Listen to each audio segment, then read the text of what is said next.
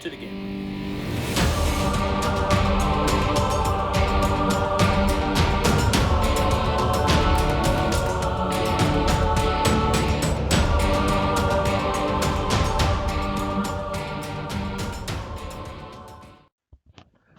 Hey guys, welcome back to the channel. We are on part 4, Blackwater Gulch. Colin Buchanan is who we're painting this time. And again, I've already gone ahead and pre-based him, just like we did in the last video. I went ahead and pre-based him and painted the sand black to start with. We're going to do Black Templar for his pants, and it's pretty straightforward. Again, when it comes to the contrast paints, put some on your palette. Don't overload your brush. Can't say that enough. I know some people have complained about the contrast paints, but I think it's if you use them like you would a paint and just let them do their work, you'll have success. So anyway, we're doing black on the pants.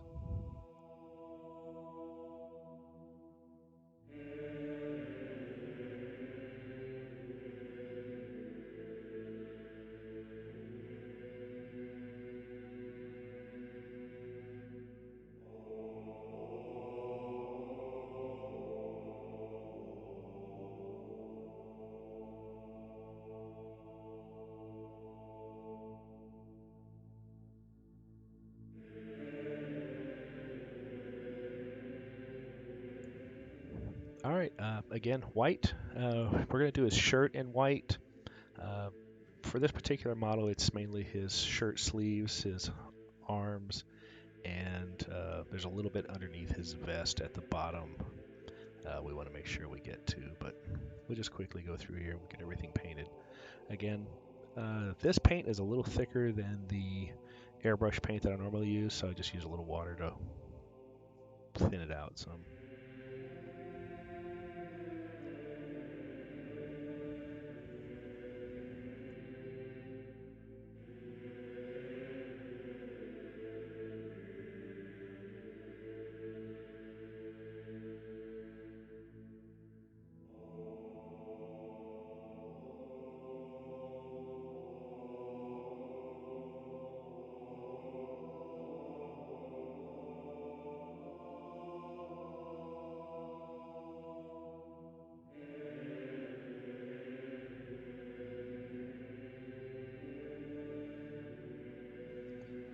All right, snakebite leather contrast. Again, we're going to do his vest and his boots right now, so be very careful. You've already painted the white, so around the vest and around the white, just make sure you have a good tip on your brush. I'm using my layer brush here that I use for pretty much everything. If you notice, I tend to go back and forth between just the two brushes, except for like when I'm doing dry brushing or something like that. So most of the time, it's just those two.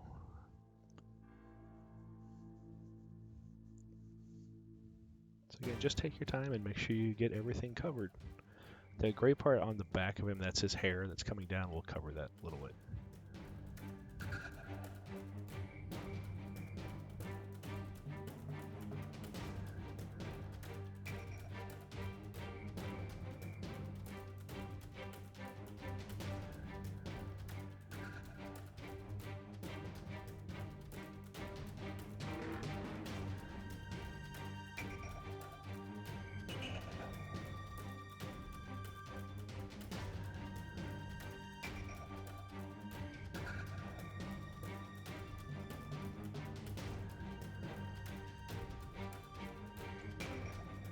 All right, contrast again, Agaros Dunes. It's a different colored brown than the snakebite leather.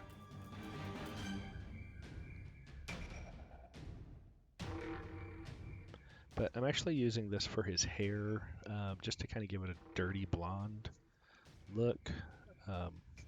Yeah, it comes out pretty good in the end.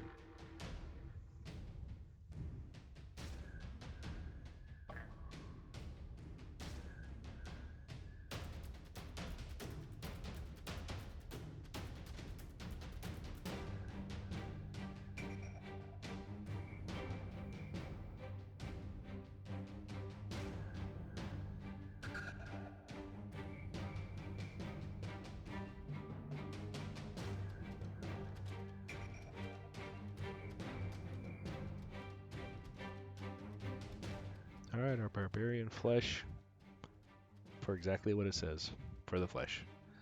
We've got his hands and his face that we'll need to get with this one. Especially around his face, you want to be very careful. Don't race, because you've got all the other colors around it. You don't want to touch the flesh to it. So just take your time. I mean, that's the main thing. Just take your time. You don't have to go super fast. We're already painting to a tabletop, standard, so you're already going to get these done pretty quick. So just take your time and you'll be happy with the results. Cygor brown contrast.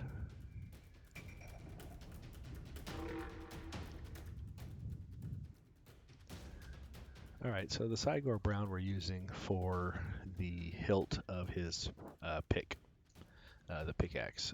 Just using some of the different browns, but it's a darker brown, so it kind of fits for the...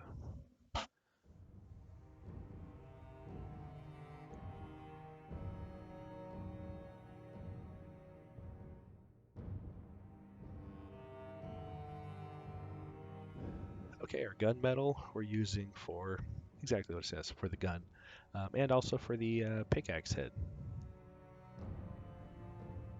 We'll come back and hit those with a dark wash later, just to fill in the recesses and shade the metal.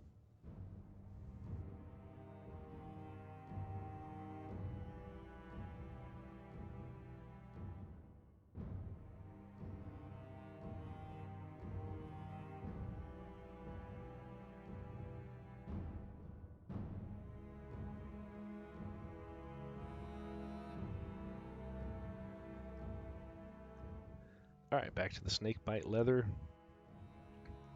Was contemplating what color I wanted to do as hat, but in the end I decided to make the hat match the vest and the boots, so snakebite leather 1 out.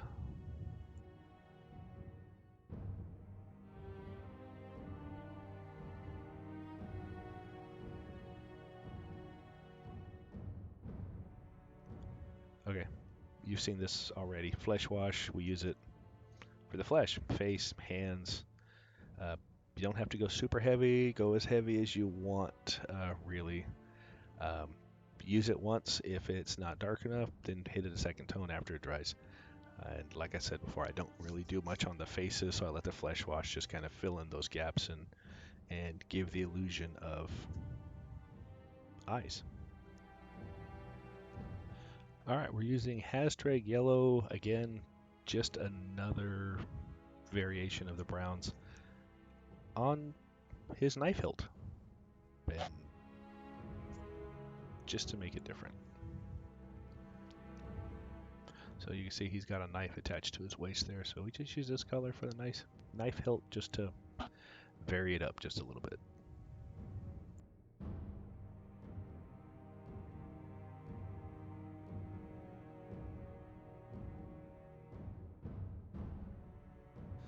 Alright, and now we're down to the ash gray dry brush. Again, you want to get a stiff dry brush. You can buy these in most of your hobby shops or your miniatures. Wherever you're buying your miniatures, you can probably find one of these. I just use an Army Painter one. I've been beaten up for some time.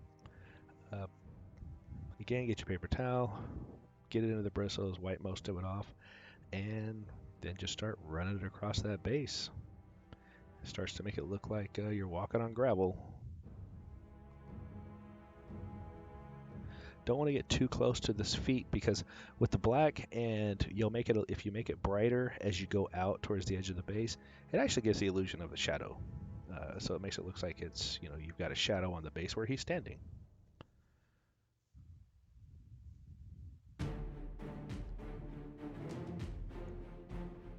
Alright, here's that dark tone we had mentioned to cover the metal, mainly the gun and the metal portion on his pickaxe.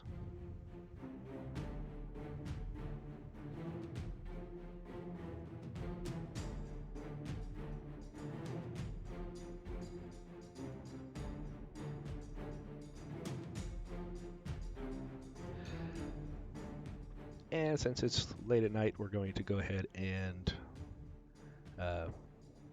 Cover him with the anti-shine. The anti-shine does a couple things. It helps protect him, but it also removes, like if you use any gloss or anything, it'll take that off. I don't use glosses, so it's just to help seal and protect him.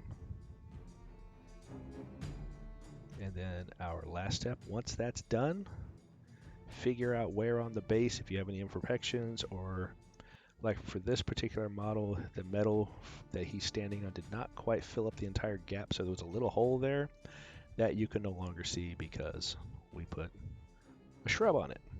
So again, strategically using the shrubs, you can cover any imperfections in your base.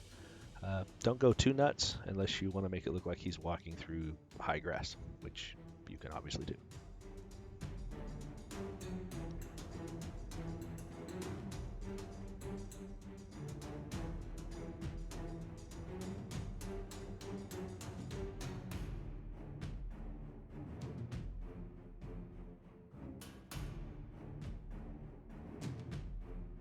All right, here's the gang all together so far. We have one more that we'll get to next. Anyway, hope you've learned something. Hope you've enjoyed this. Please hit that subscribe button. Give this a like. Share it with your friends. Again, we do this for fun. Tabletop standard is what we're going for. You're not winning any awards, but don't care. We do it because we like it. Anyway, hit that subscribe button, and thanks for watching. And make sure you check out all our other videos too. Bye-bye now.